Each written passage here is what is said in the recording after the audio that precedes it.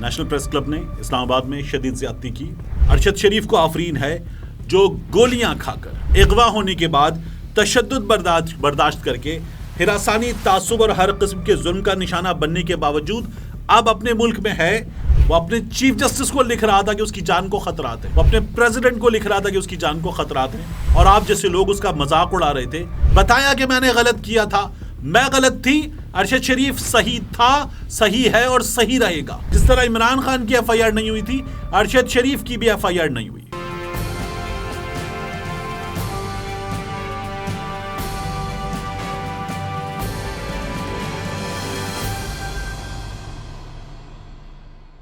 بسم اللہ الرحمن الرحیم. السلام علیکم. یہ آپ کا اپنا ڈیجیٹل پلیٹ فارم ہے. میں طارق متین ہوں. کچھ نہ کہنے سے بھی چھن جاتا ہے اعجاز سخن, ظلم سہنے سے بھی ظالم کی مدد ہوتی ہے.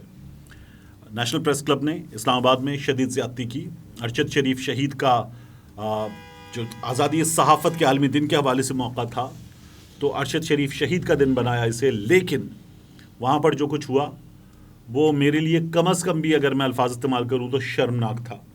اور نیشنل پریس کلب میں جو لوگ موجود ہیں, ہم صحافیوں کا, ہماری برادری کے لوگ ہیں, انہوں نے 10 بار ساتھ دیا ہے اور ہمیشہ آواز اٹھائی ہے. لیکن جو انہوں نے کیا وہ انہیں نہیں کرنا چاہیے تھا. کم از کم میں اتنا ضرور کہوں گا. اور ایسے لوگ بلائے اس موقع پر جنہیں نہیں بلانا چاہیے تھا. یہ جو جملہ ہم سن رہے نا کہ یہ ڈیموکریٹک فورم ہے, یہ ڈیموکریٹک ملک ہے, اس ملک میں جمہوریت ہے, اور اگر اختلاف رائے رکھنے والے لوگ بھی آ جاتے ہیں تو یہ کیا جا سکتا ہے. تو اسی جملے کی, بٹ صاحب کے اسی جملے کی وہاں پر نفی بھی ہوئی ہے. یہ بھی میں ابھی آپ کے سامنے رکھوں, لیکن سب سے پہلے یہ ٹویٹ دیکھیے. یہ غریدہ فاروقی کا ٹویٹ ہے. یہ غریدہ فاروقی نے ارشد شریف کے حوالے سے کیا, اور آپ دیکھ سکتے ہیں انہوں نے لکھا تھا 10 اگست 2022 صبح 9 بجے ارشد شریف ایمریٹس ایئر لائنز کی پرواز EK637 سے دبئی براستہ پشاور ایئرپورٹ روانہ ہوئے. ارشد شریف کو ایک سرکاری پاکستان تحریک انصاف کی حکومت تھی ڈبل کیبن گاڑی جس کی سبز نمبر پلیٹ تھی اور جو وزیر اعلیٰ KP سیکریٹریٹ کی تھی نے ایئرپورٹ ڈراپ کیا. CM سیکریٹریٹ کے پروٹوکول آفیسر عمر گل ارشد شریف کے ہمراہ تھے. یہیں تک نہیں, غریدہ نے پھر آگے اس میں مزید لکھا کہ KP CM سیکریٹریٹ کے پروٹوکول آفیسر عمر گل نے ارشد شریف کو تمام سہولیات کی فراہمی یقینی بنائی, اور انہوں نے ہی ارشد شریف کو پشاور ایئرپورٹ پر FIA کے تمام کاؤنٹرز سے کلیئر کروایا.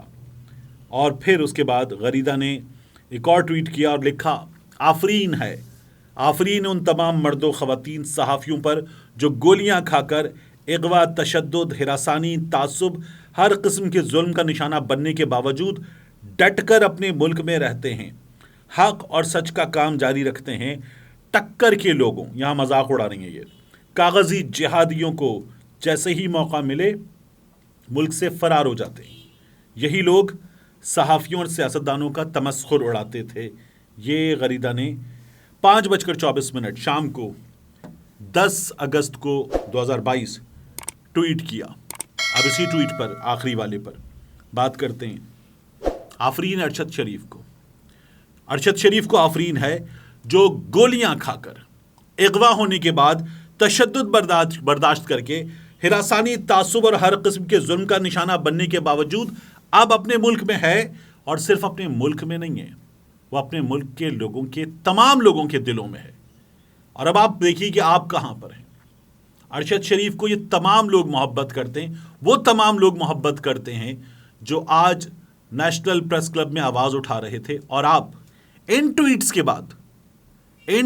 بعد جن میں آپ ایک شہید کا ملک سے ان حالات میں جانے پر مذاق اڑا رہی تھیں جن حالات میں اس پر زمین تنگ کر دی گئی, اس کی اپنی حکومت نے اس پر زمین تنگ کر دی, حکومت کی ناک کے نیچے اس پر مقدمات ہو رہے تھے, اور آپ مذاق اڑا رہی تھیں.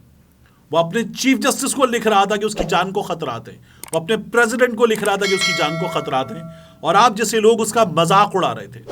اس کے گھر پر باقاعدہ طور پر لوگ پہنچ رہے تھے, اس کی زندگی کو خطرات تھے, اور آپ جیسے لوگ اس کا مذاق اڑا رہے تھے کہ وہ ملک چھوڑ کر چلا گیا.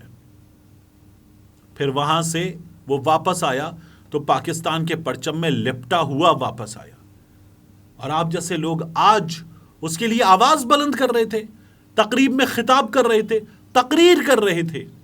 آج آپ نے اپنے ان ٹویٹس پر معافی مانگی, ہاتھ جوڑے, ندامت کے آنسو بہائے, بتایا کہ میں نے غلط کیا تھا, میں غلط تھی, ارشد شریف صحیح تھا, صحیح ہے اور صحیح رہے گا. آج آپ نے معافی مانگی, آج آپ نے کوئی ایک بات کی ہو جس میں آپ نے بتایا کہ آپ کیا کارنامے انجام دے رہی تھیں. وہ ٹکر کا تھا, وہ ٹکر کا ہے, وہ ٹکر کا رہے گا, اور آج بھی اس کے نظریات کی بنیاد پر لوگ ٹکر دے رہے ہیں. آپ کل بھی مذاق اڑانے والوں میں شامل تھیں, اور آج بھی اس حکومت کا ساتھ دیتے ہوئے آپ آج بھی مذاق اڑانے والوں میں شامل ہیں. صرف یہی نہیں, میاں جاوید لطیف, ان کی حکومت نے کیا کیا؟ ارشد شریف کی زندگی یہاں ان لوگوں نے حرام کی, اور ارشد شریف جب ملک سے چلا گیا تو اسی حکومت نے مکمل سہولت کاری کرتے ہوئے ارشد شریف کو دبئی سے نکلنے پر مجبور کیا. اس حکومت کی ناک کے نیچے مقدمات ہو رہے تھے. رانا ثناء اللہ کی وزارت داخلہ میں اس حکومت کے ادارے مقدمات کر رہے تھے, اور یہ مقدمات ارشد شریف کی زندگی حرام کر رہے تھے. وہ ملک سے جانے پر مجبور ہو گیا, اور یہیں تک نہیں رہا معاملہ. آپ دیکھیے, یہ لوگ وہ لوگ ہیں جو مذاق اڑاتے تھے میرے کرن ارجن آئیں گے. صابر شاکر اب بھی ملک سے باہر ہے, ڈاکٹر موحید پیرزادہ ملک سے باہر ہے, اور اب جب ارشد شریف کو ہم پاکستان واپس لائے پرچم میں لپیٹ کر, تو یہ لوگ کون تھے؟ یہ وہ لوگ تھے جو کہہ رہے تھے کہ سونے کی اسمگلنگ سے ارشد شریف کی شہادت کے, اس کی موت کے تانے بانے ملتے. یہ وہ لوگ ہیں جنہوں نے اس بات کو یقینی بنایا کہ جس طرح عمران خان کی ایف آئی آر نہیں ہوئی تھی, ارشد شریف کی بھی ایف آئی آر نہیں ہوئی. ارشد شریف کی ایف آئی آر نہیں ہوئی, اس کی والدہ سپریم کورٹ پہنچ گئیں درخواست لے کر, اور پھر ارشد شریف کی والدہ کی درخواست پر بھی ایف آئی آر نہیں ہوئی. ایف آئی آر ہوئی تو ایک بار پھر پولیس کی مدیت میں ہوئی. یہ اس ملک میں عجیب مذاق بنا ہوا ہے. پولیس کی مدیت میں ایف آئی آر ہوتی ہے, ریاست مدعی بنتی ہے جب مدعی نہیں ہوتا, جس کا سگا نہیں ہوتا, جس کا نام لیوا نہیں ہوتا, اس کی موت پر ریاست مدعی بنتی ہے, پولیس مدعی بنتی ہے. یہاں اس کی والدہ بیٹھی ہیں, اس کی بیوہ بیٹھی ہیں, اس کے بچے بیٹھے, اس کے ساتھی بیٹھے مدعی بننے کے لیے, اور ریاست مدعی بن جاتی ہے, پولیس مدعی بن جاتی ہے. کیوں؟ کیونکہ جو وہ لکھوانا چاہتے ہیں وہ نہیں لکھا جا سکتا. یہی ہم نے ایک بار پہلے بھی دیکھا سابق وزیر اعظم کے کیس میں, اور اب یہی ہم دیکھ رہے ہیں. تو یہ سلسلہ جو ہے وہ جاری ہے, اور یہ لوگ اس حکومت کے وزیر یہ ان تمام چیزوں کو سپورٹ کرتے. انہوں نے بیٹھ کر پہلے بھی ارشد شریف کی شہادت کا مذاق اڑایا, اس کی موت کے بعد بھی مذاق اڑایا, اور اب نیشنل پریس کلب میں ان لوگوں کو بلایا جائے, بلا کر ان لوگوں کو تقریر کا موقع دیا جائے, تو وہاں پر رضوان غلزئی, وہاں پر محسن اعجاز, زبیر علی خان, یہ بچے جب آواز اٹھاتے تو بالکل ٹھیک کرتے.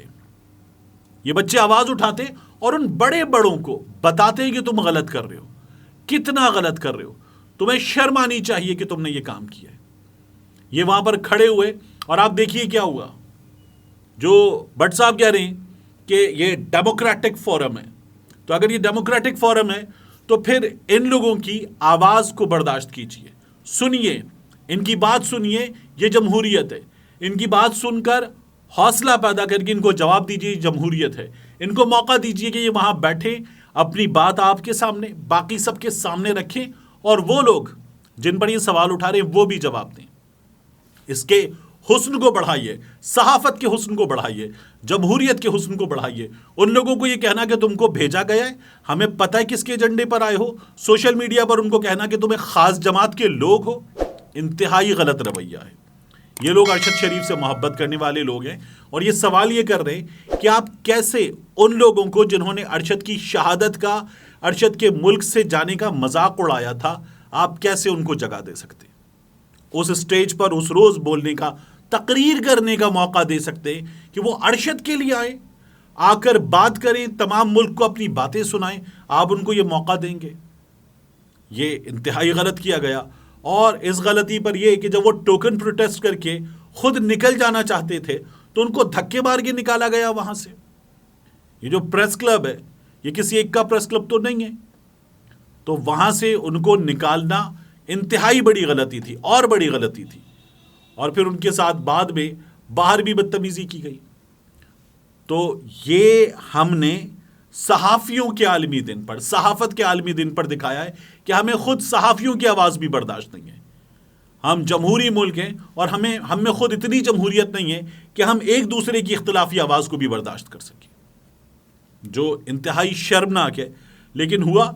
اور یہاں پر کچھ چہرے تو ایسے تھے کہ انہیں اندر نہیں آنے دینا چاہیے تھا، انہیں اندر آنے دینا، بلانا دعوت دے کر اور بلانے کے بعد انہیں مرکزی نشست دے کر تقریر کا موقع دینا، یہ ارشد شریف شہید کے خون سے وفاداری کم از کم نہیں تھی۔ ملتے ہیں انشاءاللہ آپ سے اگلی ویڈیو۔